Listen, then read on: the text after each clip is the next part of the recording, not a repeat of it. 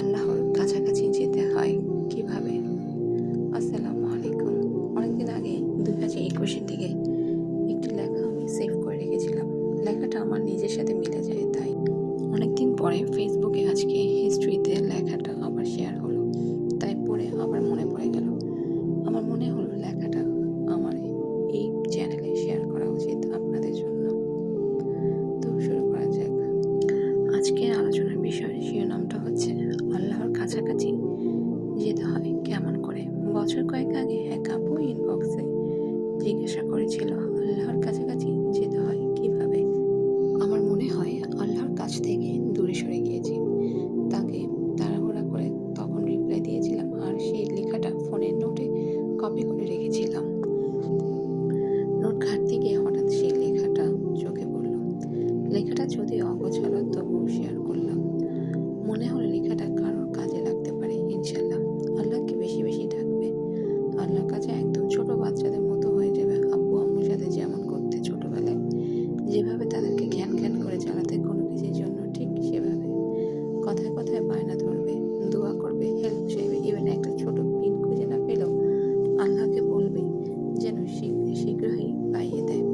আল্লাহকে বলবে, আল্লাহ এটা চাই, ওটা চাই, এই কাজটা সহজ হোক, কল্যাণকর হোক।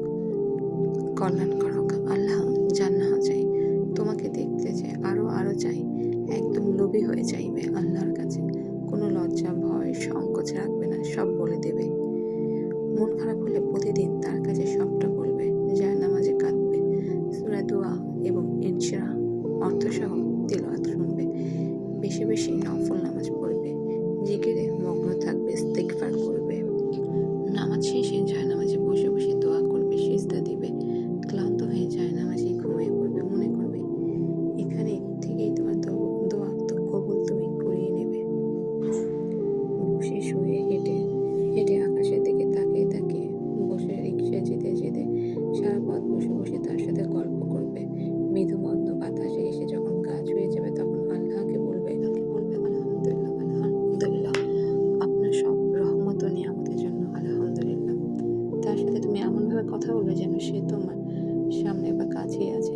একদম তুমি তাকে বানিয়ে নেবে তোমার বেস্ট ফ্রেন্ড। এত এত এত ভালোবাসবে তাকে। তোমার সুখ দুঃখের টাইমে তাকে সব বলবে। আনন্দের মুহূর্তগুলো তার শুকরগুজার করবে। এভাবে এক সময় দূরত্ব ঘুচে যাবে, আর তুমি আল্লাহর দিকে একটুখানি এগিয়ে গেলে আল্লাহ তোমার অনেকটা কাছাকাছি চলে আসবে ইনশাল্লাহ। আমি আগে বলে নিয়েছিলাম এটা আমার না, কিন্তু এটার সাথে 60-70 ভাগ আমার জীবনের কাহিনীর সাথে মিলে যায়। কিভাবে আল্লাহ তাআলা আমার বেস্ট ফ্রেন্ড হয়ে গেল, কিভাবে আল্লাহ তাআলা আমার একমাত্র এমন বন্ধু হয়ে গেল, যখন আমার কারোর সাথে কথা বলতে ইচ্ছা করে না, কিন্তু শুধুমাত্র তার সাথে